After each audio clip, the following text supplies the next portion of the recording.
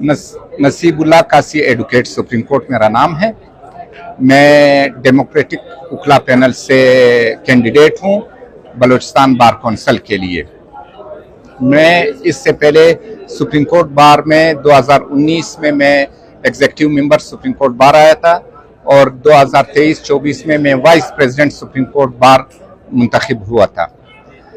ये Balochistan bar council के election जो हैं ये 5 साल के लिए जो मुंतखब होते हैं मेंबरान, और बार कौंसिल की जो हमारी बॉडी है उखला की, ये स्टेचुटरी बॉडी है और ये कानून साजी करती है। हमारे जो बलूचिस्तान बार कौंसिल है इसमें माजरत के साथ और तो तमाम काम हो रहे हैं सिवाय कानून साजी के।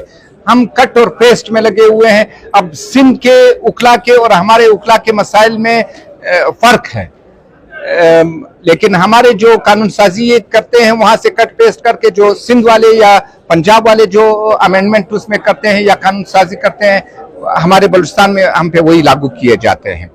हमारा ये है कि अगर उखला ने हम पे एतमाद किया तो हमारे कुछ हमने जो सोचा है फलाह बहबूद के लिए। सबसे पहली बात यह है कि यहाँ पे बलूचिस्तान में जो इशू आ रहा है हमारा मिसिंग पर्सन्स का, सबसे पहला इस पे हमें सोचना होगा। और ये मिसिंग पर्सन्स का मसला अब उखला की हद तक आ चुका है।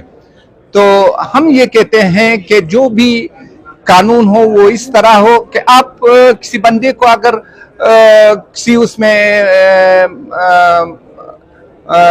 मुलविस है किसी गैर कानूनी उसमें, तो आप उसको गिरफ्तार करके अदालत में पेश करें।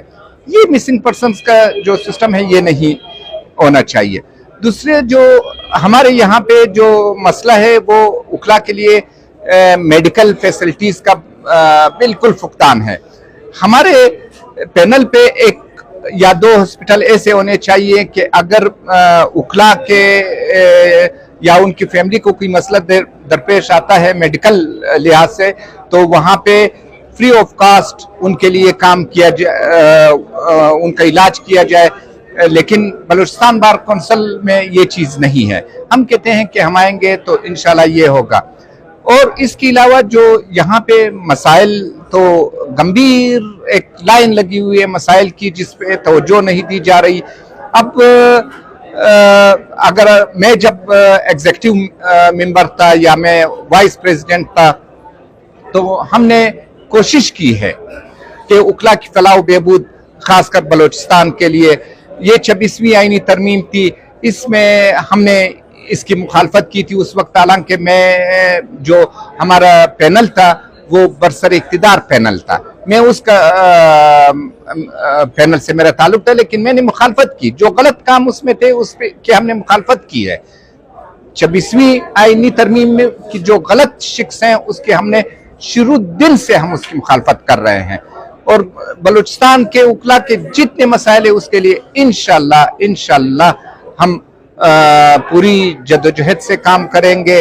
और यहाँ पे जितने इनके मसाइल हैं, इंश्योरेंस नहीं है उखला का, कोई भी हादसा पेश आता है तो हम परेशान होते हैं कि क्या करें, उनके खानदान के साथ क्या किया जाए, किस तरह मदद की जाए।